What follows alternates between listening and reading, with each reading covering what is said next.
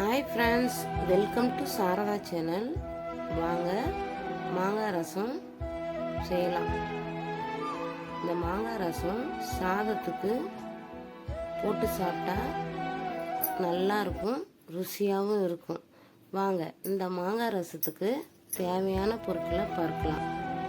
ஒரு மாங்காய் எடுத்துக்கோங்க, அதை நல்லா துருவி எடுத்துக்கோங்க.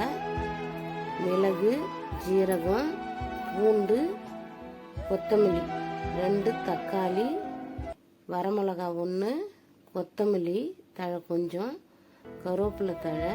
மிக்சியில் 1 ஸ்பூன் அளவுக்கு மிளகு, ஜீரகம், கொத்தமல்லி எல்லாமே 1 ஸ்பூன் அளவு தான். ஒரு கட்டி பூண்டு, அது 10 பல் வரும். அதை மிக்சியில் போட்டுக்குங்க. நல்லா குறப்பாக அரைச்சி எடுத்துக்குங்க.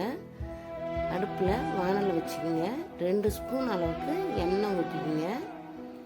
கடுகு உளுத்தம் பருப்பு 1 ஸ்பூன் போட்டுக்குங்க. ஒரு வரமிளகாய் போட்டுக்குங்க. கருவேப்பிலை, கொத்தமல்லி தழை, பெருங்காயப்பொடி கொஞ்சம் போட்டுக்குங்க. 2 தக்காளியை இது கூட சேர்த்துக்குங்க. நல்லா வதக்கி விடுங்க. ஒரு 5 நிமிஷம் வதக்கி விடுங்க. வதங்கி வந்ததும் அரைச்சிய மிளகு, ஜீரகத்தை இது கூட சேர்த்துக்குங்க. அதையும் நல்லா வதக்கி விடுங்க.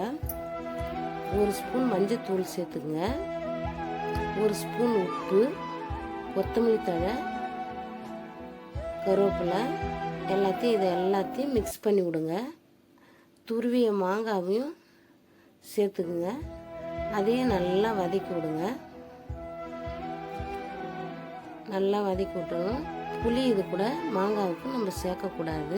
மாங்காய் புளிப்பாக இருக்கும், சில மாங்காய் இனிப்பாகவும் இருக்கும். இருந்தாலும் மாங்காய் ரசத்துக்கு புளி சேர்க்கலை நான். தண்ணி 1.25 சொம்பு அளவுக்கு தண்ணி ஊற்றிக்கிங்க இந்த ரசத்துக்கு. இந்த மாங்காய் ரசம் நல்லா கொதி வரட்டும். ஒரு கொதியில் இறக்கி விட வேண்டாம். நல்லா கொதி வந்ததும் கொத்தமல்லி தழை நல்லா தூவி விடுங்க. நல்லா வாசனை கமன்னு வரும். சாப்பிடும்போதே அந்த மாங்காய் ரசம் சுவையாக இருக்கும்.